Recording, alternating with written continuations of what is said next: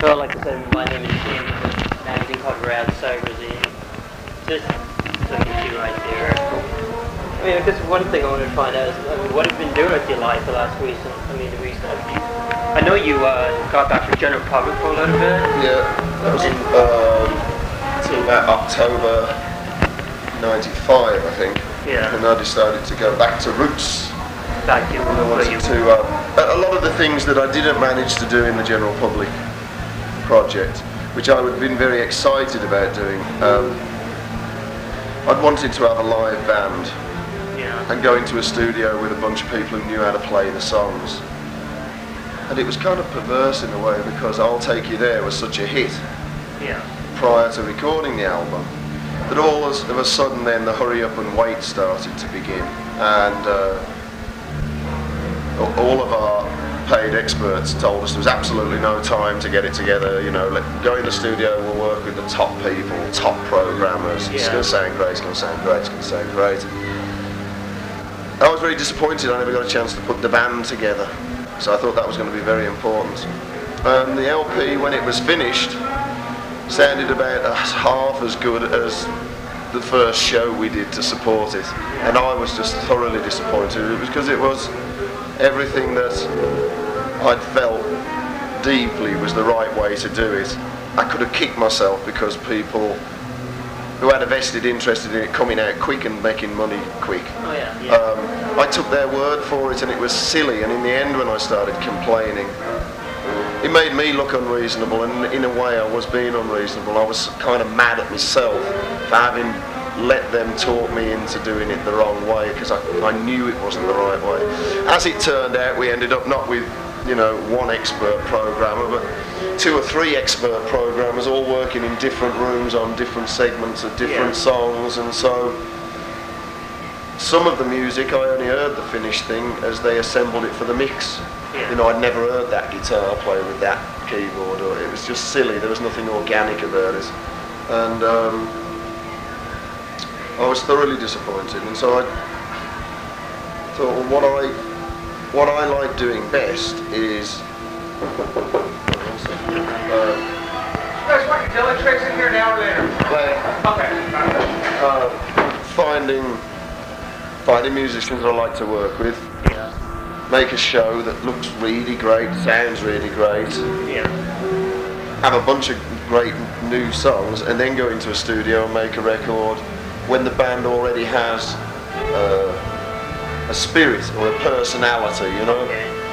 And so I left the debris of general public, dusted myself off and started bang. And that's exactly the plan. We're now probably about 18 months in. I've got the right musicians, got more or less an album's worth of songs that I'd be proud of putting on. So you feel more comfortable basically with this band?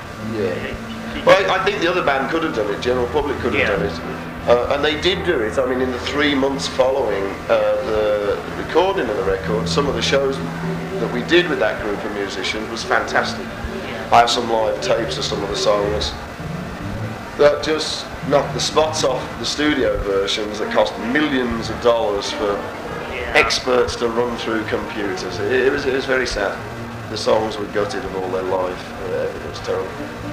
Terrible. So it wasn't all disappointing, just a little, basically. Yeah, it was just I mean, the songs were great, or some of the songs were great, and at least I ended up at the end of the general public project thinking, well, you got steered off of your course, but had you kept to your course, it would have been pretty cool, because you have got a hot live band, and the songs do now sound great. Unfortunately, the record was made some months before the record. Hey, do you? Yeah, he just has to the doorman, or else I have to leave. What? Well, he just said have you. I was actually looking for Rob. Oh, she name's on the list. Is it on the list? Yes, you plus 2. Okay. How are you? I'm fine. Got here early, so I wondered where you were. Really? Can't go to work. Well, I talked to Rob last night. He's like, yeah, well, what are you doing now? Yeah, he wouldn't give me anything. He was, I thought. Yeah, so I got here early. Yes, your name's on the list plus 2. She said. With Bang, I mean, are you guys actually on any type of label right now? I mean, No, I couldn't find. we haven't even done any demos yet. Okay, We're about to do some demos, I think. Well, within the next month. Okay. I've really been waiting until I've got 10 songs. Yeah. And I've got 8 now that I think are good enough to be on a record. Okay. I've done a few more, and they're alright, but they don't set me on fire, and so for the moment I'm just putting them to one side. Maybe they'll turn up later, right, where you need extra tracks or whatever, but the moment there's 8 that I think are stunning, and there's 2 more that I'm working on that I think have shown all the signs. I just need to finish the words. And so my plan was to go in and make 10 songs, which I hope to do certainly, well, without a doubt, before the end of the year, and I would say probably within the next 4 or 5 weeks. And then maybe the shopping will begin. So when are you thinking about actually releasing an album on? I would love to establish myself with a record label early next year, and record a record in the spring, and have a record come out sometime next summer. That would be ideal for me, and then use the summer to tour and promote the record. So I like touring in the summer anyway. It's nice. Oh, better. I get stuck in snowdrift. Oh man. Every time, I don't know, the first 3 times I did the East Coast, it seemed to be January. I was like, they have a lot of fucking Januaries around here. So between, I mean, with all the bands you've been through, with English Beat, General Public, all that, I mean, do you feel like you have as much energy with this band as you did with them, or? Well, I mean, I suppose whatever project people are involved in, they're likely to say it's the best fucking thing I've ever done, you know. But certainly from the live perspective, I mean, with a lot of the musicians that I'm playing with, I audition up to 50 players until and pick the one from there, you know. Quite a lot of people who followed me, say from 1982 Los Angeles Palladium shows opening for the Clash, you know, with the Beats. People who've seen me through all of the different groups and now come regularly between San Francisco and LA, San Diego to watch bang shows. Lots of them have told me that certain of the songs have never sounded as good live as they do now. And they particularly point to I Confess. But finally, after, what is it, 15 years of practice, we have now got it. I'm happy to inform your cyber readers. We now have the song down. That's good. Yeah. Can't wait to hear And I think there's a few that are actually like that. Certainly some of the tapes I've heard, and I have tapes of the Beat and I have tapes of General Public, I think this band is tighter and tougher. Good. We've just recently added a saxophone. It's only like about a month into it now, or 6 weeks into it. And he's a fabulous player. He's just great. John Roy, his name is. He plays with a band called Unsteady, a ska band down in San Diego that he fronts. And he's the only player I've ever heard who plays Sax's bits from the Beat. It sounds like Saxa, but he's got his own gentle embouchure. It's just a really warm sound on his saxophone. And he's an immaculate player, which I really like because I mean, there's something, in some ways, I suppose, kind of cool about everybody who went to school together being in a band together. But I think that has to be very carefully thought about when you're talking about 4, 5 and 6-piece brass sections, because there's definitely going to be somebody in there who can't play. True. So I'm afraid, you know, from but maybe it's a garage style on top of third wave that it doesn't really matter that the playing's not that great. Perhaps the exuberance is meant to make up for it, you know. I go back to the original ska records, and the horn playing was beautiful, immaculate. I think it's important, you know. Sweet voices and big horns, that's what the ladies like. Good. And one other thing was, while you're on doing these shows, how much of the older stuff are you playing with the new stuff? Oh, we play, well, we've got 21 songs in the set, and I do all 8 of the new ones, so that means 8 minus 21 is 13, I suppose. So there's 13. We have a few more General Public songs to learn. We'd started off learning the Beat catalogue, and we're now ploughing into General Public. Well, we play a few General Public songs, but there's a few more of the hits that people have asked for that we will learn. But I don't have any problem playing the old songs. I know some artists do have a problem with it.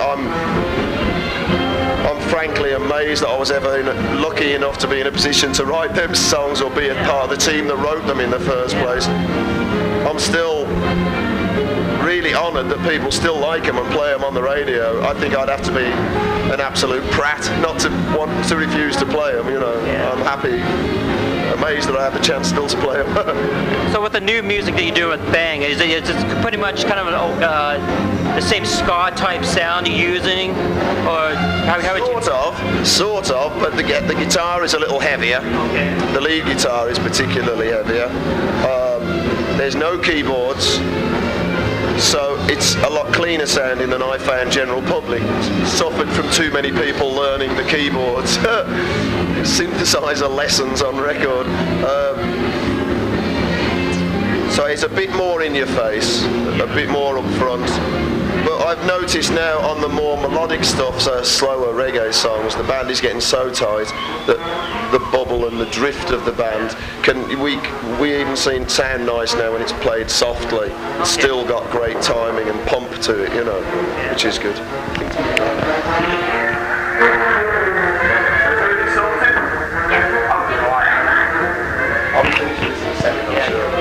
Okay, one other thing was